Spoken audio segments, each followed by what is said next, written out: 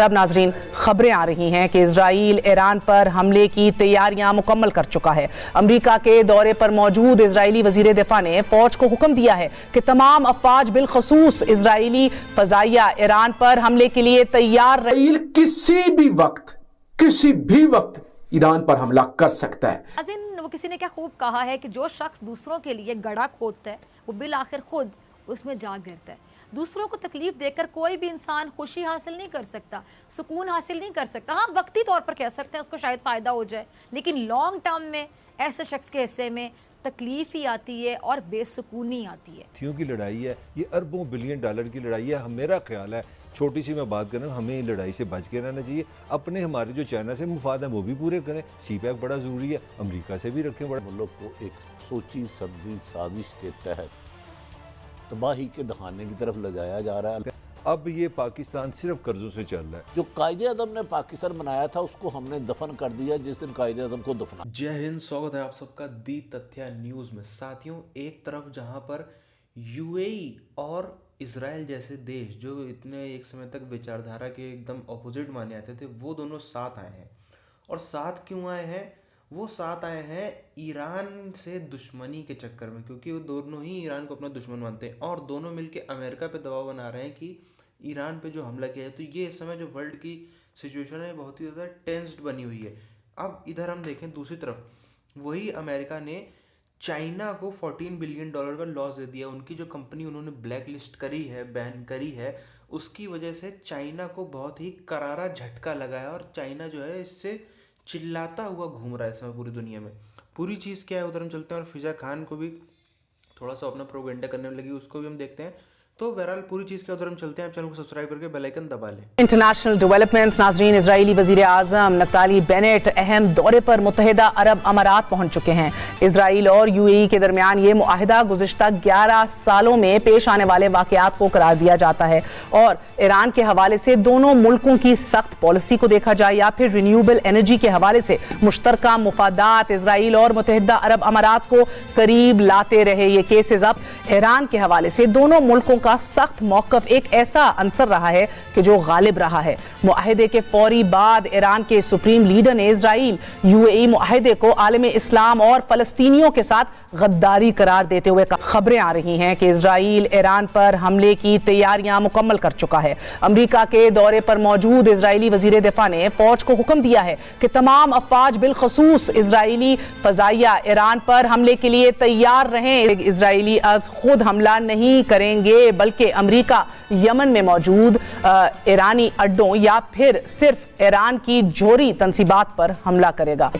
एक आला ओहदेदार का भी दावा मंजर आम पर आया कि अमेरिका और इजराइल ने अगर हमला किया तो उनकी ईंट से ईंट बजा दी जाएगी। उम्मत मुस्लिमा के अंदर इसे एक बड़ी गद्दारी के तौर पे देखा जा रहा है कि वो किसी ने क्या खूब कहा है कि जो शख्स दूसरों के लिए गड्ढा खोदता है वो बिल आखिर खुद उसमें जा गिरता है।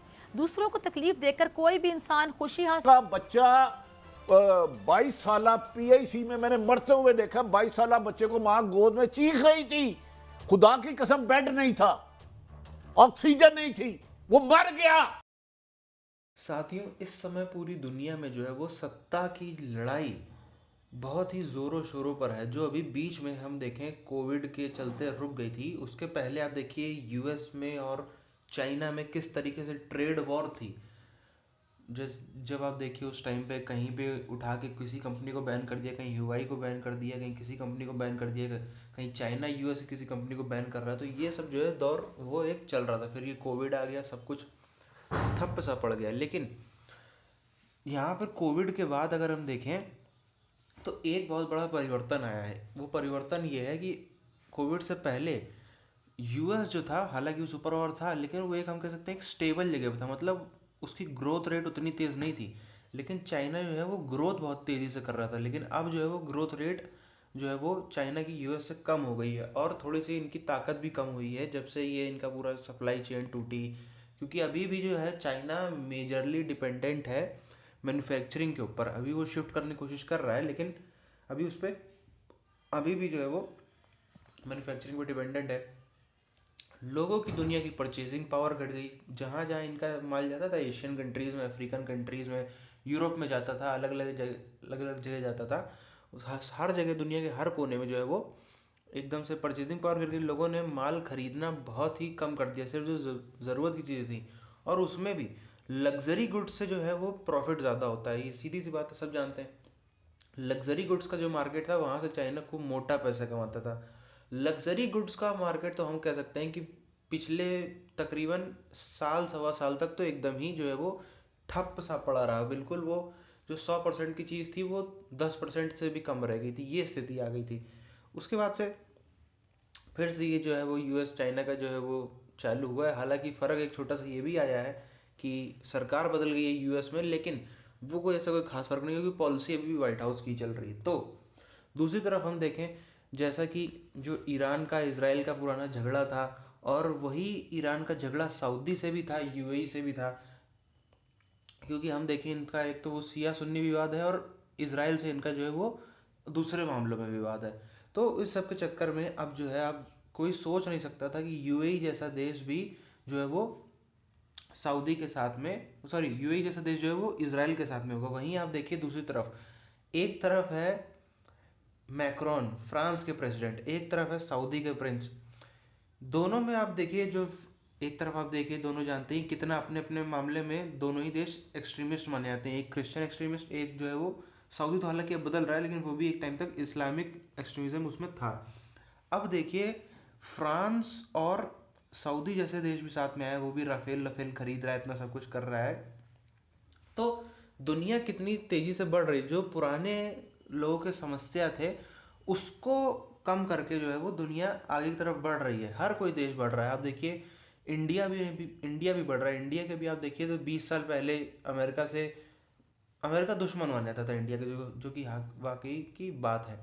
उसके अलावा भी और कई देशों में, हम चाहे बांग्लादेश को ले लें या और कई देशों को ले लें, जहाँ से इंडिया के संबंध जो थे वो एक कहीं कहीं दुश्मन भी माने जाते थे, कहीं कहीं बिल्कुल थे ही नहीं। साउथ ईस्ट एशिया कंट्रीज है, इन सब से इंडिया ने भी जो है वो अपने संबंध बढ़ाए। इस समय अगर हम देखें तो एक पाकिस्तान ऐसा देश है, हालांकि वो देश भी क्या हुआ कि वो ख़त्म होती हुई अर्थव्यवस्था है और कुछ नहीं, वो सिर्फ हम कह सकते हैं इंडिया का जो है वो पूरी तरीके से दुश्मन है। और चाइना हम कह सकते हैं हाफ दुश्मन है वो, क्योंकि बायलैटरली ट्रेड और सारे रिलेशन चल रहे हैं, लेकिन एक तरफ में, एक पक्ष में थोड़ी सी रंजिश भी है।